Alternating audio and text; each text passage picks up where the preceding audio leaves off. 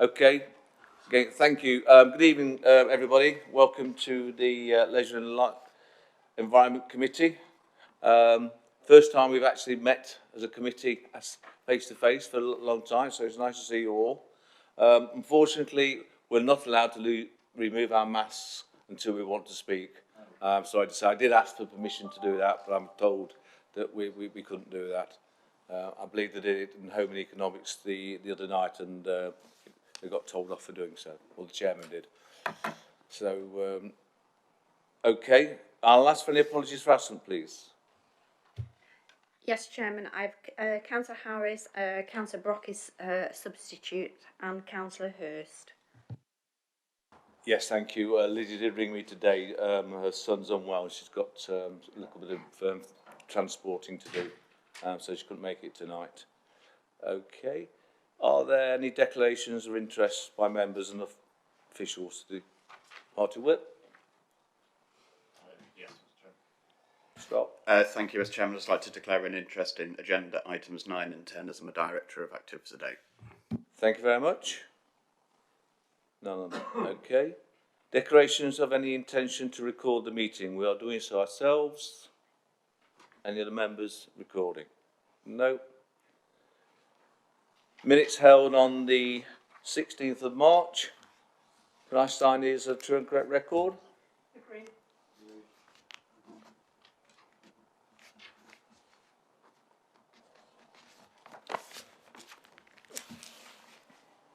Okay, we'll move on to item 5, the Chairman's report.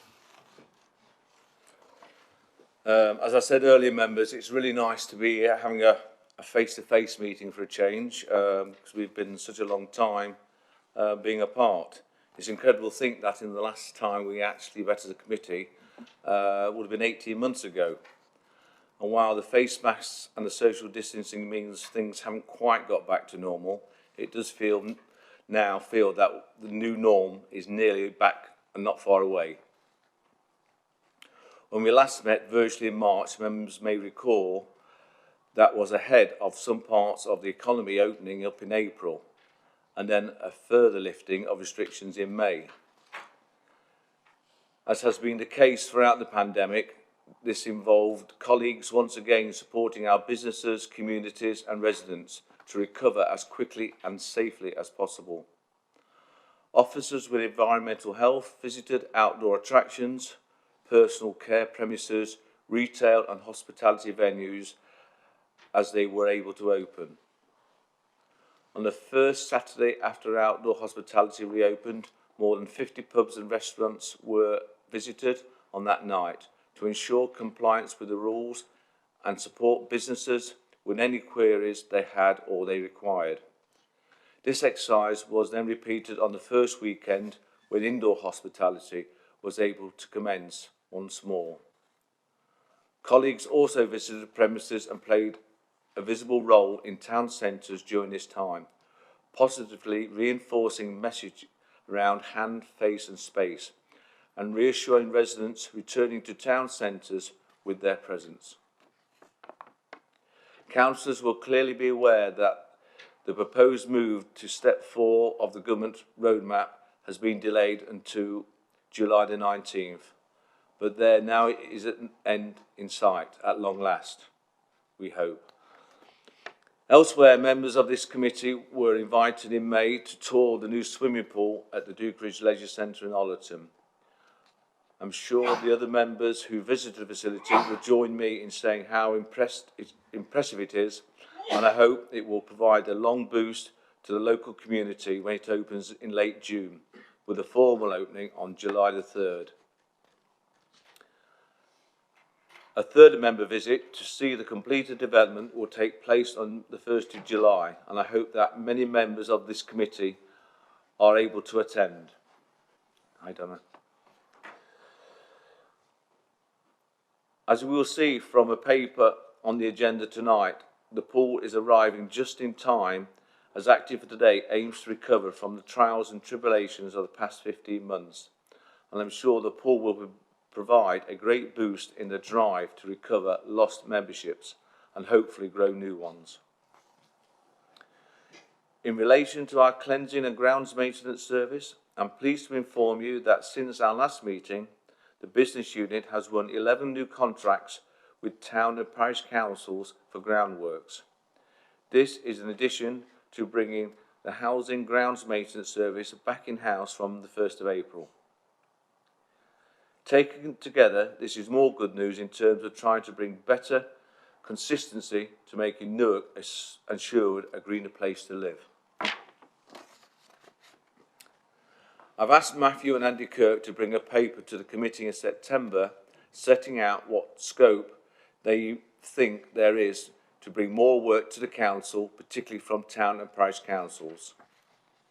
In a similar vein, I'm also delighted to be able to tell you that since the garden recycling service was brought back in-house on April the 1st last year, an additional 3,000 customers have signed up to the service, representing a 24% increase.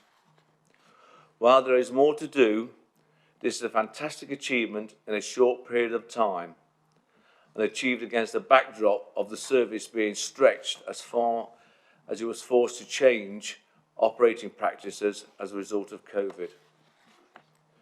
Committee members will be aware that the national landscape in relation to recycling may be about to change in a very significant manner. Some of the proposals published as part of the National Waste and Resources Strategy in December 2018 are due to be wrapped up in a new environmental bill which is due to receive royal assent over the autumn. If enacted in the form they were originally proposed, this could see garden waste being collected free of charge, as well as common set of recyclables being collected from the curbside across the country from 2023. This could include glass and also food waste. The ramifications and cost will be significant. So again, I've asked Matthew and Andy to bring an update for this committee in September ahead of the royal assent date to appraise us all of the latest positions, and there will be some cost to this, members. Finally, I just wanted to pay tribute to the army of volunteers who gave up their time during the Great British Spring Clean Week to help make Newark and Sherwood cleaner. More than 20 litter picks took place in our towns and villages across Newark and Sherwood. These picks often took place in non-public land, means that when they were combined with the parish council's efforts on public land, go an awful long way to make sure that we live in a cleaner and pleasant environment.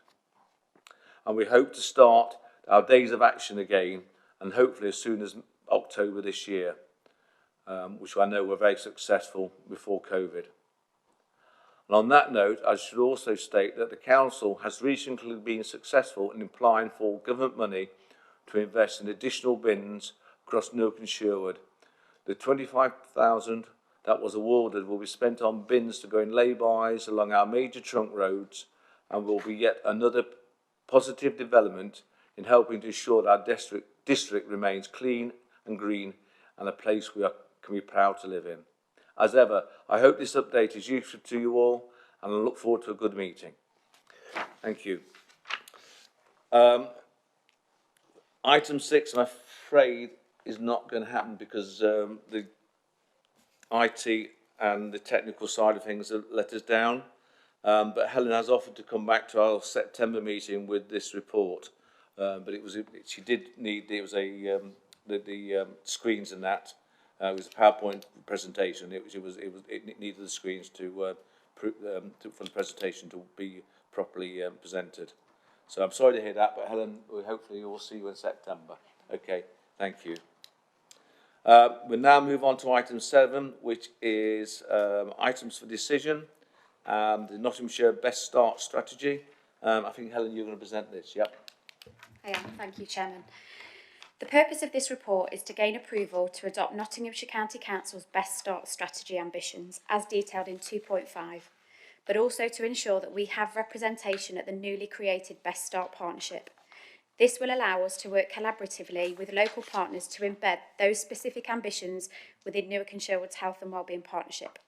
Members will have already read the background information, but I would like to draw your attention to points 2.2 and 2.3. The priority to increase school readiness has already been agreed at Nottinghamshire County Council's Health and Wellbeing Board and links directly to the Mid-Knots Integrated Care Partnership objectives. The reason for our request today is to allow us to support this priority alongside our district colleagues. Unfortunately, Nottinghamshire does not perform well compared to statistical neighbours having experienced poor performance in school readiness over a number of years. I would also like to highlight the direct link to Newark and Sherwood's Health and Wellbeing Partnership, and specifically to one of our emerging priorities, A Good Start, as detailed in 2.8. The 10 ambitions will form part of the subgroup's work moving forward and will allow us to work to create a delivery plan, bringing local partners together to increase the levels of school readiness across our district. Therefore, I ask members to consider the recommendations to adopt the Best Start strategy ambitions, endorse officer representation at the county's newly created Best Start partnership. This will allow us to, again, work collaboratively with partners locally to embed those ambitions within Newark and Sherwood's Health Partnership. Thank you. Any questions? Thank you. Any questions for Helen? Donna?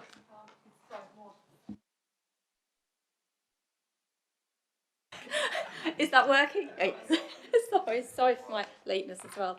I absolutely welcome this strategy. It is amazing because those early years are so absolutely vital. It's my husband's worked in education for 25 years, and he's always said if he had a pot of money, he would always put it in 0 to 4 years, because if a child's behind by the time they start school, they never catch up, and that's so sad, you know. And we see it as when I was a school governor, we see children coming into school, and if they can't speak, they can't get the phonics, so they can't read, they can't write. It has that knock-on effect all the way through. If they haven't got the dexterity to hold a pencil, they can't then learn to write. So anything that we can do to absolutely support those early years, 0 to 2 and then 4, is absolutely wonderful. So I think it's great. Thank you. I totally agree. It's something that the county identified that is a very important group of people that need to be focused on, and social skills as well going forward. A good start in life creates a better life going forward. And any other, Louis?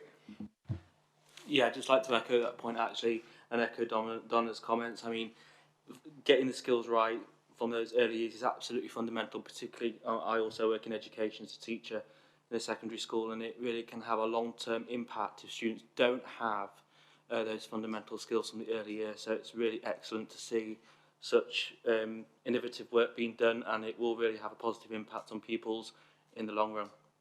So thank you very much.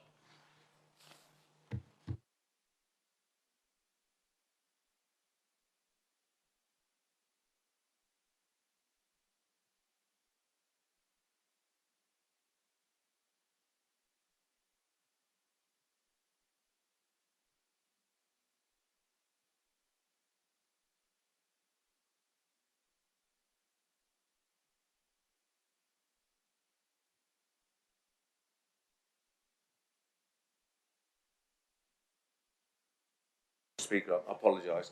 Nick has not been able to be with us tonight due to family problems. So I believe, Matt, you're going to fumble through. Yes, thank you, Chairman. Good evening, members. Yes, so Nick has kindly provided a brief to give to you, so I'll present that to you. So the report represents the outturn position for the year ended March 31st, 2021, and sets this out over both the revenue outturn and capital outturn position. The paragraph at 2.1 details the outturn position for the committee's revenue services, which shows an unfavourable variance of around £100,000. Details of the individual variances at cost centre level, the services that have incurred the spend, is then appended at Appendix A on page 20 of the agenda pack. This includes the revised budget, actual spend, together with the variance and a short commentary on the reasons for this. Paragraph 2.2 of the report shows the capital outturn, which shows from the table as a 1.343 million underspend. Appendix B on agenda, page 21, shows the details by scheme and adds some commentary to the variances. 1.328 million has been proposed to Policy and Finance Committee to be reprofiled into the 21-22 financial year in order to complete the various schemes. So this is an issue just about profiling essentially. Where further information is requested, please request this through the chair, and this will be provided through an update circulated to all members of the committee in due course. Having just looked through the detail though, members, you'll see of note the £370,000 unfavourable variance with the livestock market, but because of the context of this, which you'll be aware of, I can't really say anything more at this current time. Then there's the favourable variances in street cleansing, as we are carrying a number of vacant posts, and in recycling, buoyed largely by some of what Councillor Jackson's just mentioned, really, in terms of the successes in garden waste and the new income that's been generated there. So the report is forward noting, Chairman. Thank you, Matt. Yeah, it does make quite pleasant reading. There's a tight budget, but we're coming under budget, so that's really successful. Anybody any queries or questions to ask? No, it's just a report for noting. Noted. Thank you very much. Agenda item 9, active for today, update on governance arrangements. Mr H is now going to take us through the rest of the agenda, I believe. Yeah, I'll hopefully not bore everybody to death, and I'll try and keep it succinct and to the point. Kickoff's not till 8, Andy, you're all right. Okay, well, I'll see if I can stretch it out then, if members are happy. First report, okay, I'll keep it succinct. First report is just a quick update for members on the governance arrangements and the work that's been ongoing following decisions by this committee to review the draft governance arrangements that are in place currently between the council and Active for Today, the council's leisure operator. And the reason for doing so, the background information speaks for itself, but it was to develop a consistent approach and align to the relationship that we already have with Artwood, our other wholly owned company, where the council is the single shareholder. The importance of the report is around giving the council that decisive influence over strategic objective setting and key decisions, and work is ongoing. And unfortunately, whilst it was timely at the time when the decision was made to move things forward because the company was in a strong trading position, along came the dreaded COVID and impacted significantly on that progress. So the last 15 months or so has caused various wobbles within the company, as it has with everybody else in terms of every sector. So progress has slowed a little, but good progress is being made. In addition to that, members will be aware that a decision was taken by Leisure and Environment to look at integration of the Southall Leisure Centre into the portfolio of leisure facilities through discussions and negotiations with the Southall Leisure Centre Trust. That work is ongoing, and the purpose of this report really is to bring members up to speed on some of the activities that are currently ongoing as part of that undertaking, namely that negotiations over the governance agreements are factoring in the integration of Southall into the council's relationship with Active, its leisure partner. That leases are being looked at in terms of a lease from Southall Leisure Centre Trust to the council, and thereafter a sublease or an underlease from the council to Active to actually operate the site facilities as part of the wider portfolio of leisure provision. The 2P process, the transferring of the employees from the Southall Leisure Centre Trust over to Active for Today ultimately, and a collaboration agreement that is necessary in order that the Southall Leisure Centre Trust can continue with their charitable obligations, because that trust will not be dissolved. It will remain intact, and it will act as a sort of shadow body to keep a watching brief on the activity of the operation as it moves forward. So we're looking at developing that work. The target date currently is quite ambitious. It is 1st of July 2021, and what we will endeavour to do is keep members appraised of progress as those dialogues progress, but they do involve legal representation on behalf of both parties, as you would expect. Recommendation to members is that the committee report be noted. Thank you, Chairman. Any questions? Any questions for Andy? No, I just need to, Mr. Chairman. I just need to declare an interest, obviously, I'm a trustee on the trust. Should have declared an interest. Chairman, thank you very much. I've read the report and it intrigues me that you read in the news quite a bit at the moment that there's lots of leisure centres that are really struggling financially. From how ours is arranged and from how ours is set up, supported by Newcastle Shire District Council, that we're actually in a better financial situation as most to be able to get back out there, get the people in the leisure centre and crack on with the great work we were doing before the COVID. Would you not agree? Yep, thank you for that. Yeah, I mean, the fortunate thing about the Active today, we were given, government money, you know, to help support to get us through this, and we were able to furlough our staff as well. But So, Chair, no, absolutely. There's a reference to the Outturn report in the paper, which refers to that very point, Councillor Lee. Thank you.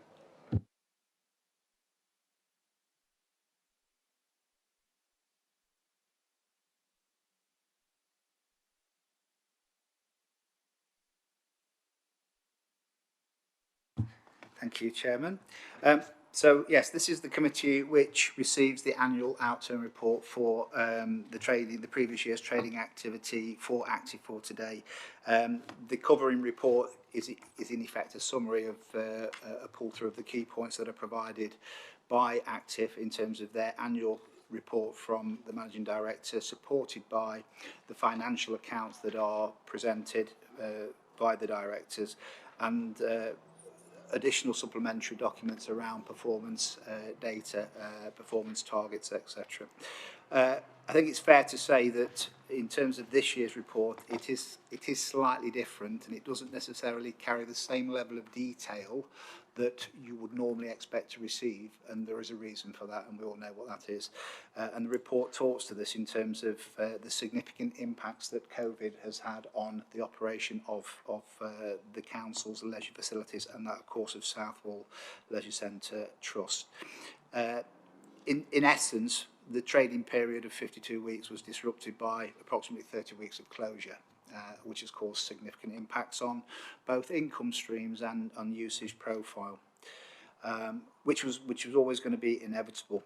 Now, it's recognised, of course, that there were savings made through that period because there was furloughing of staff and various other mechanisms, reduction in utility costs, etc., which eased the overall outturn position somewhat. But credit has to be given to Active in terms of the council's operator, in terms of its approach and how it collaborated with the council to try and make the best job of a pretty sticky situation, I suppose.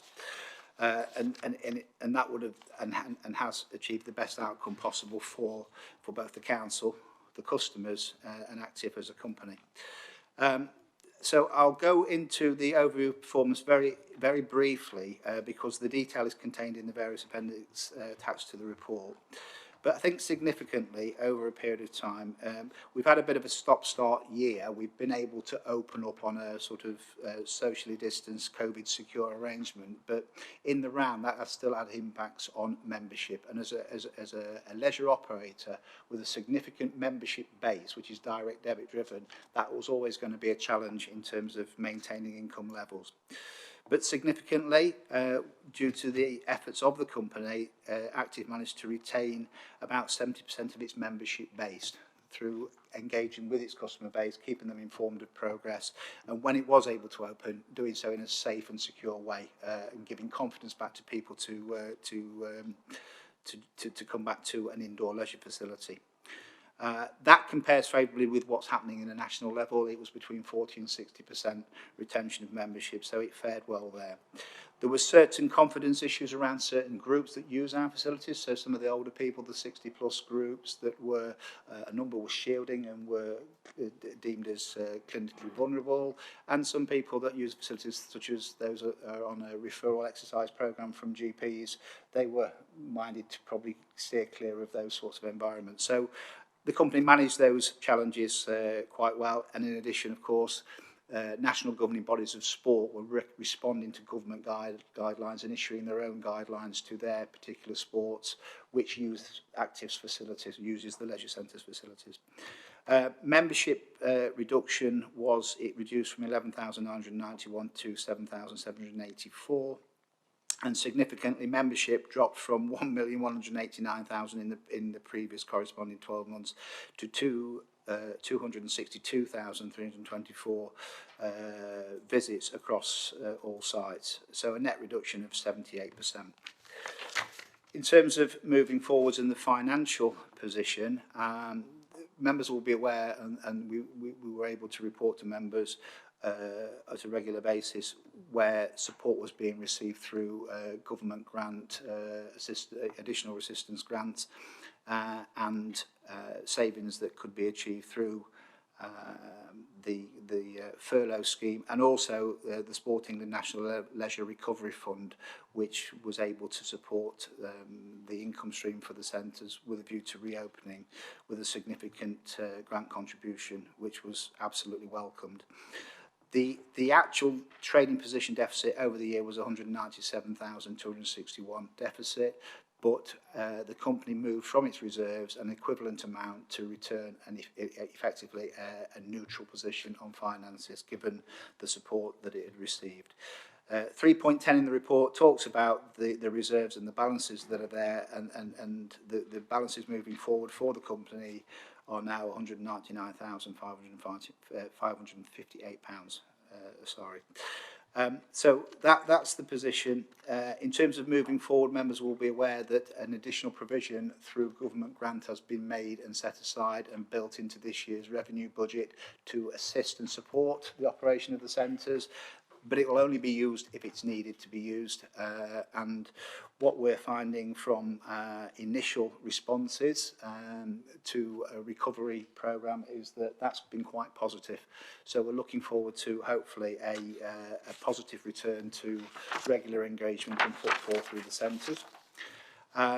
In terms of the reopening, like I say, the signs are good, and as the Chairman's already alluded to, we have the exciting prospect of a new facility at Ollerton, a new swimming pool, which will be opened in the next couple of weeks or so, and that will come as a significant boost to Active's ability to actually generate new income, opening up new markets, and we will work closely with the company to ensure that that becomes a successful addition to the leisure portfolio of facilities.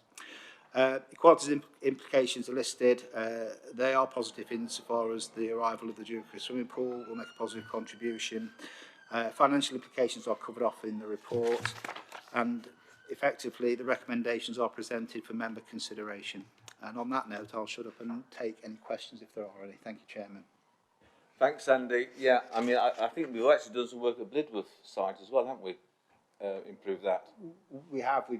The sauna and steam facility was brought online, and then good, I think COVID impacted. It's a pleasing report on a difficult time, as John alluded to, that some leisure centres are really struggling at the moment, but we seem to be able to, coming out of this, hitting the ground running, and hopefully we can build our membership base back to what it was again. Sorry, Yvonne first, please. Thank you, Chairman. Andy, you raced through some of that pretty quickly and I didn't get it all. So how many staff weren't furloughed? Sorry, how many staff weren't furloughed? Or weren't furloughed? I think they were operating, and I'll stand corrected on the figure, but it was down to a skeleton team of core officers that needed to be there for maintenance purposes. A lot of the staff that weren't needed because we weren't able to operate were put on the furlough scheme, which was the right thing to do. And it was generally maintenance, and then when the phased reopening came in, then sufficient staff to ensure that safe systems of work could be put in place. And then that, I think it changed again, and they were re-furloughed when, because of this stop-start approach to the programme. But how many staff didn't get furloughed? How many staff have you let go? There must be quite a lot that you've not kept for whatever reason. Yeah, because you really have pared it down, haven't you? My understanding is, and it is referenced in the report, that there has been a review and a restructure of the staffing structure to align to the priorities that the company are facing. But if you want some further information on that, Councillor Woodard, we can ask Andy to provide that, because I'm not actually sure of the actual figures. That would be good. Thank you. Thank you, Chairman. Okay, yeah, we'll get Andy Caroline to...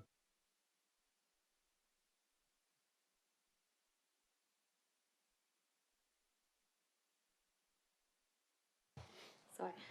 No, I was just going to say that whether I can't remember what else is on the agenda, but obviously, as you talked about, the pool is due to open in the next few weeks, which is obviously really, really welcome and very exciting. I think it's been 4 years, which was my first introduction to local council, going to a council meeting to say what you're going to do about this, and then to be here now and we've got this pool coming is absolutely brilliant. So it's, you know, a huge thanks to, you know, the committee, to the council, all the people that have worked really hard over the last 4 years to get us to this position, but also the ongoing with my parent hat on, when the pools have reopened between the lockdowns, it's been so important, you know.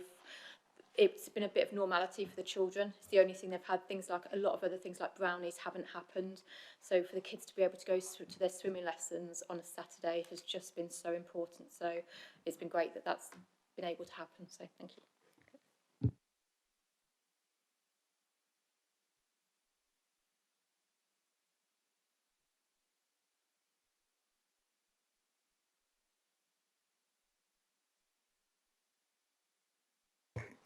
Thank you, Chairman. It's me again. Yes, so once again, this report is brought to Leisure and Environment for information purposes. It's a quick update on the Health and Wellbeing Partnership Plan 2019 to 22.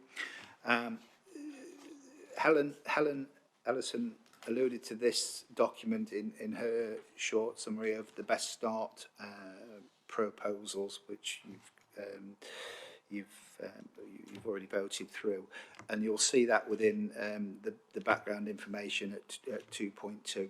So really, it was just bringing members up to speed in terms of the progress that was made and the direction of travel and the positivity that was starting to emerge from the dialogue between council and wider community health and community partners before COVID again sort of paused the progress that was being made, largely because as a health pandemic, our significant partners within the Health and Wellbeing Partnership are not unsurprisingly health sector, and obviously all organisations had to reposition themselves and respond and do what was necessary in terms of a time of crisis.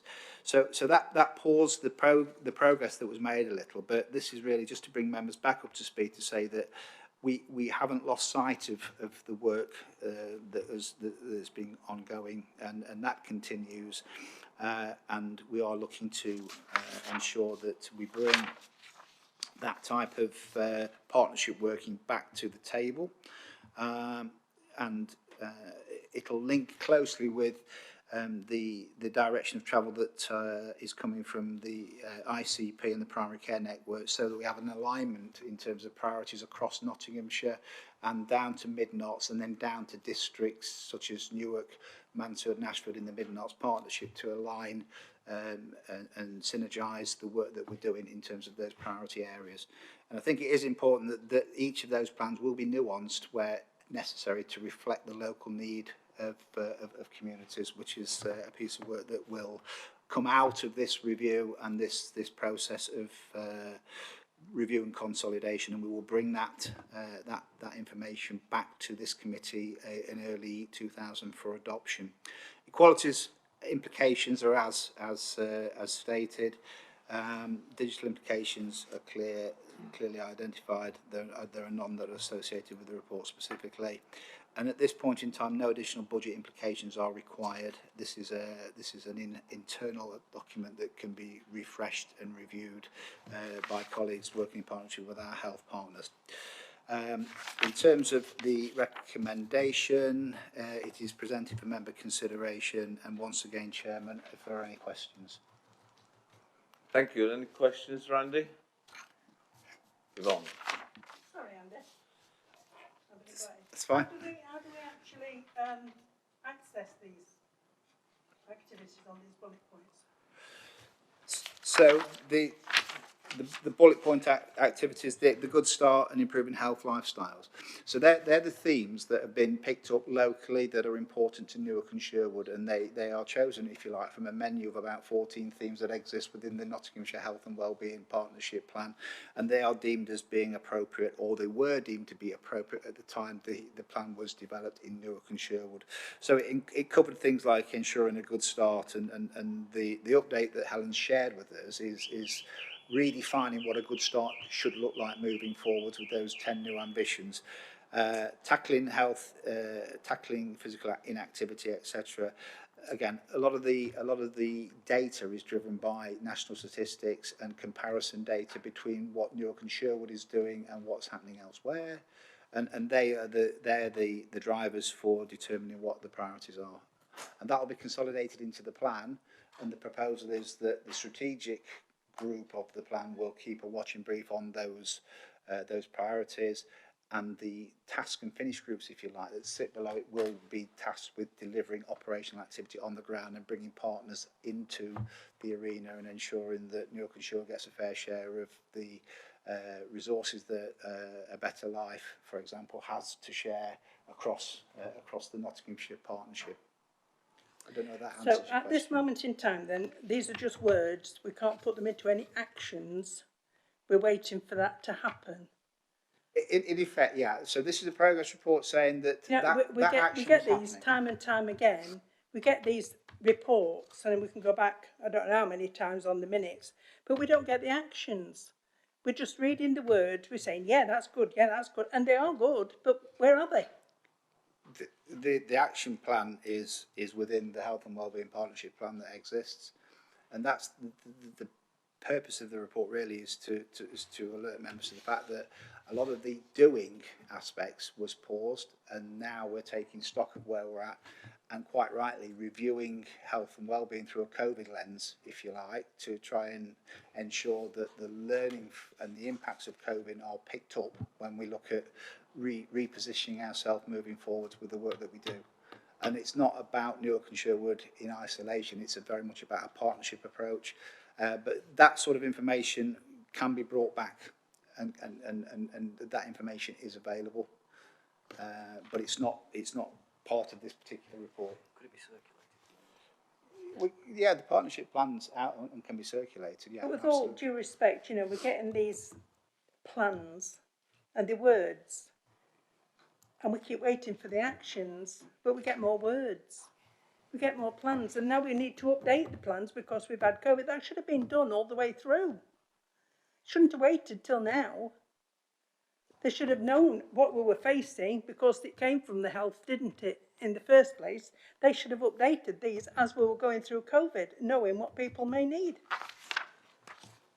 Sorry, Chairman, I just find it... No, that's fine. Well, it's a county-wide partnership, isn't it? So Yeah, Chairman, if I just can come in a minute, I think the challenges that we've been through and all organisations have been unprecedented in terms of understanding where it's all going to end up. I think that would be an immense challenge for anyone. I think what Andy is saying is that the plan actually exists, the action plan.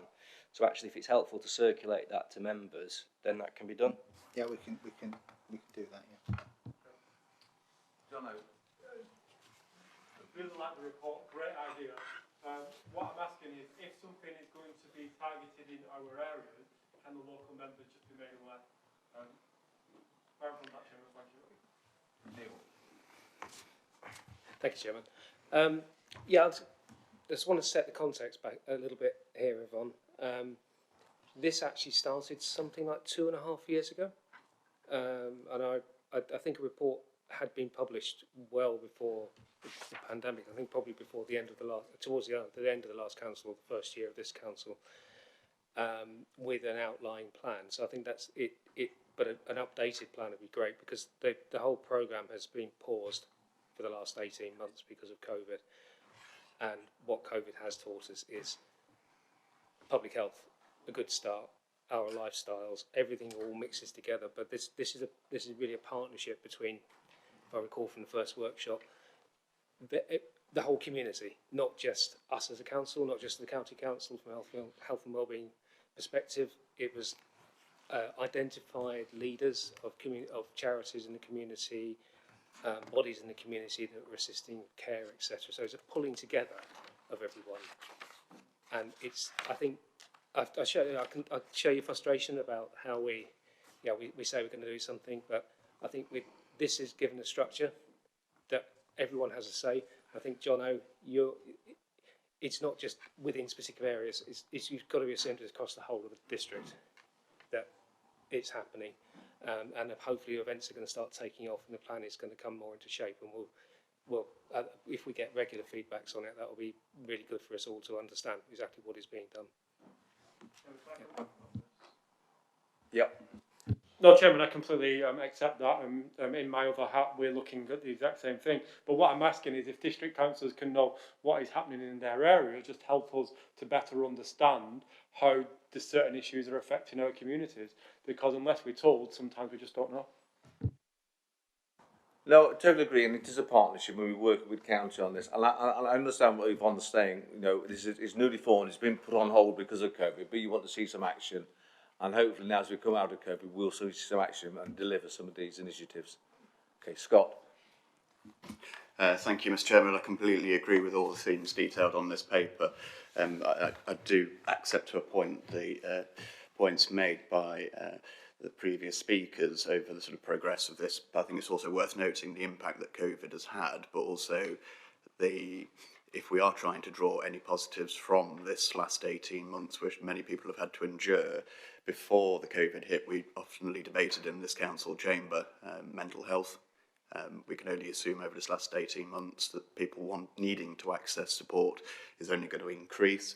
Also, as we recover from this, the impact of long COVID on public health, but also looking to pick up, like I say, that the positives out of this last 18 months. COVID has possibly shone a big light across the whole district and the whole of the Nottinghamshire, between north and south, east and west, in terms of access to health provision, health inequalities and all the rest of it.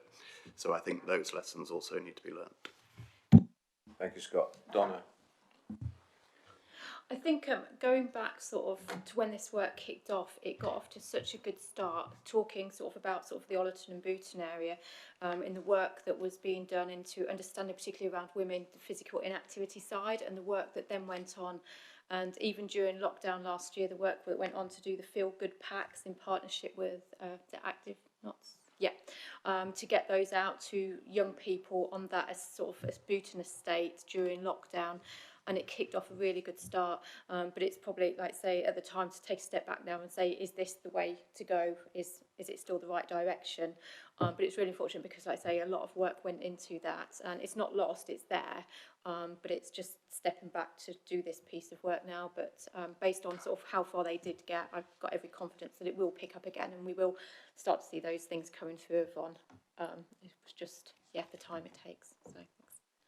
Yes, thank you for that. Yeah, and it's probably more needed now than what it was. So, yeah, let's hope we get going. Yeah. Any other questions? If not, the report is for notice. Thank you. Item 12, community sports arts grants, which is a look through where we're giving our money away, Mr. Hardy. Thank you, Chairman. It's me again. So, yes, this is just, again, a report for noting. We have the luxury, thanks to members and our finance colleagues, of having a small but meaningful grant aid pot that we can make available to community groups. So this report is to just bring members up to speed with what's happened over the last 12 months in terms of applications received and grants made across the three themes that the scheme covers, which are sports, which extends into sporting activity and events, but also talented individual support via a free access to leisure facilities system, which is a part of a national scheme that looks to support talented athletes. There's a community strand and there's also an arts strand, and the values are set out in point 2.2. We have 4 panels a year as is set out in the report, and it is a grant scheme that is managed by Leisure and Environment and consists of the chair and vice chair and opposition spokesperson. So that's the membership panel, and officers provide a summary of the applications received, and members take a view as to whether or not they are aligned to community objectives, value for money, etc., in terms of deliberating on outcomes. The panels were in April, July, November and February this year, and they are contained, a summary of the awards made and a snippet of information around the type of scheme is contained in the Appendix A. The financial implications are that budget provision is there. Recommendations to members are that the report and Appendix A be noted, and that a further outturn report for the 21-22 Sport and Arts Grant Scheme be considered by committee in 2022. Thank you, Chairman. Any questions? Thank you, Andy. Yeah, I mean, it's nice that we have this little bit of a grant that we can give money to some of these smaller organisations and just help them just get some of the small things, or just sort of kickstart them as well a wee bit. So it's nice that we can do this for all over the district to, say, small organisations and help them. Jono? No, just a really quick one. I'm not sure if you already do it, but can I ask that the criteria is sent out to all district councils? The reason I ask is the amount of people that ring me and ask me how do they ring or how do they apply for grants that are available. If I wasn't on this committee, I probably wouldn't know. So can we just make sure that's sent out to all members? Thank you. Absolutely, Chairman. Yeah, we can make sure that happens. Scott. Thank you, Mr. Chairman. Just referring into the table, and it really is just a quick comment.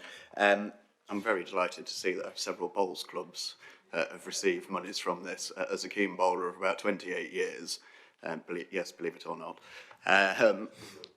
it's often a sport, and I say that it is a sport that gets overly often overlooked. Is a game as an exercise that you averagely walk 2.5 miles without even realising. It's a great social aspect, and I'm particularly pleased to see that one in my own ward has received funds. Thank you, Scott. And I say you're far too young for bowls, but anyway.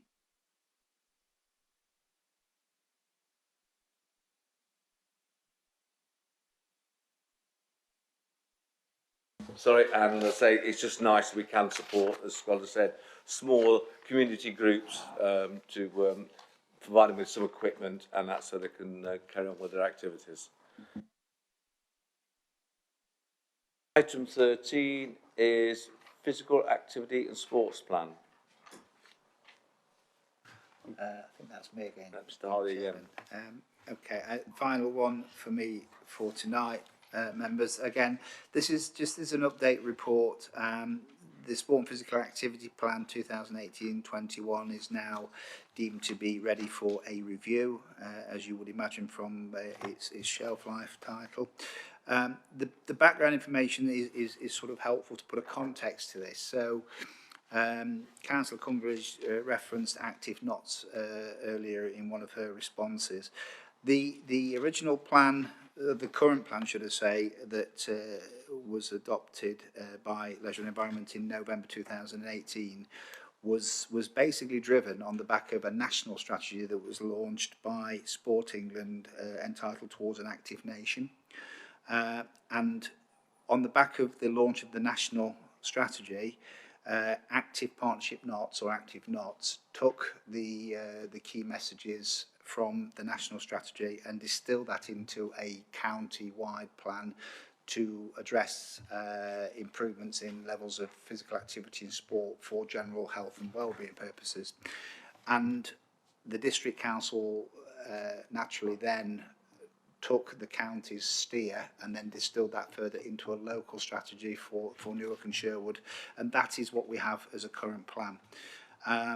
In January of this year, members will probably be aware that Sport England launched a new national strategy called Uniting the Movement, and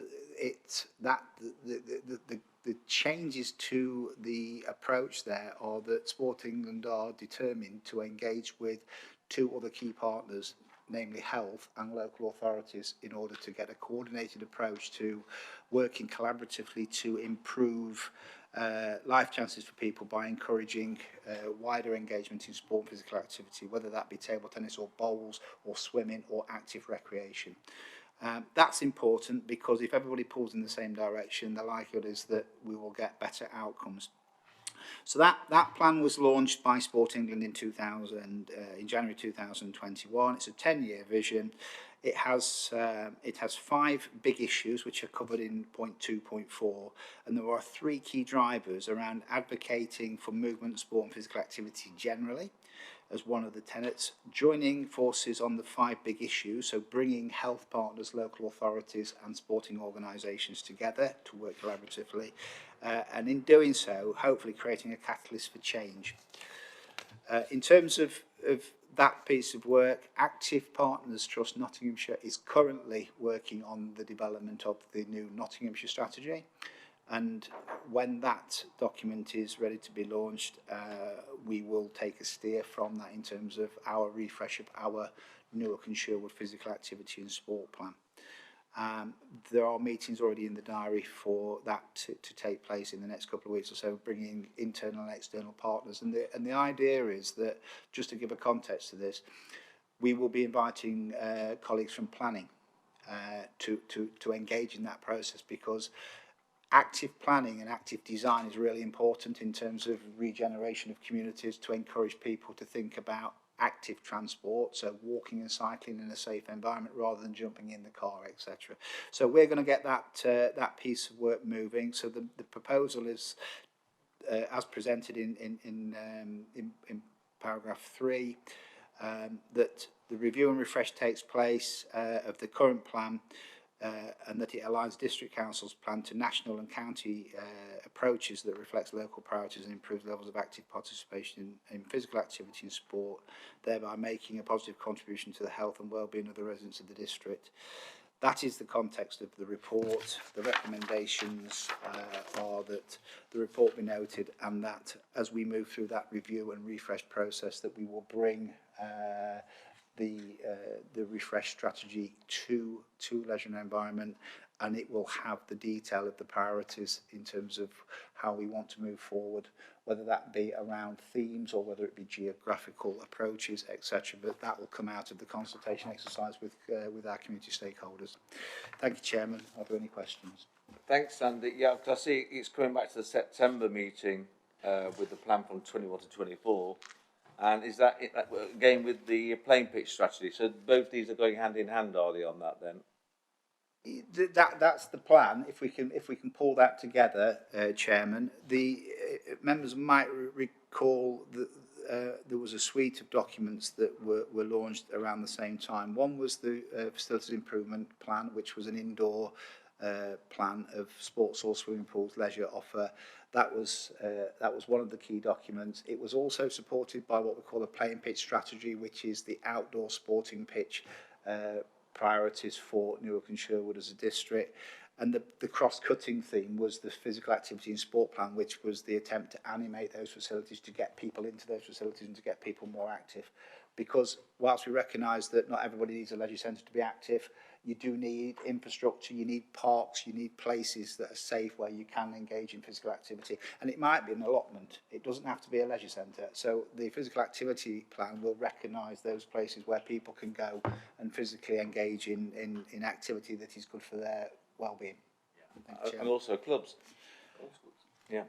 And bowls clubs. Absolutely. Bowls clubs, yeah. Or any other club for that matter. And their contribution shouldn't be understated at the end of the day. They make a massive contribution to the community. No, clubs are great parts of local communities. Scott. Thank you, Mr. Chairman. I'm sorry you have set me off now on the subject of bowls. I was delighted to hear in that speech sort of reference to planning, whilst previous clubs that I've played for are not within this district.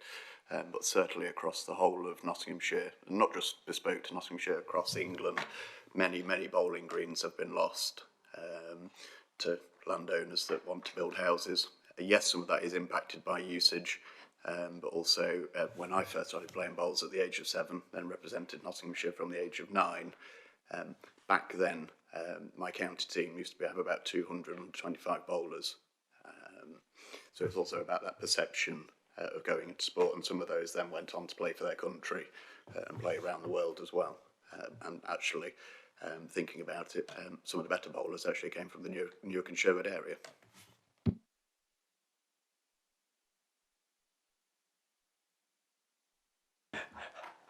Thank you for that. Any other questions, Randy? If not, thank you. Well, that will come back to the September meeting as an update as the new strategy going up from 21 to 24. So note the paper, noted. Okay, thank you for that. Next we have is just a forward plan. There's two things to add from my chairman's update about the ground staff and also the new natural waste resort bill coming through this autumn, and so hopefully there'll be two reports there. Anybody else, anything else would like to see on the forward plan going forward? September. If you do think of something, no, please either contact myself, Matt, or Catherine. That you know, it's what keeps this committee vibrant. You know, we're bringing things forward that we need to be seen, to be discussing, or we feel we need to discuss. Okay. Thanks very much. If there's no other business, which I don't think there is, there's no confidential or exempt items. I thank you very much for your attendance tonight. Quite a quick one. Unfortunately, Helen wasn't able to give her presentation, but you all get a chance to go watch England have a 0-0 draw. Thank you very much.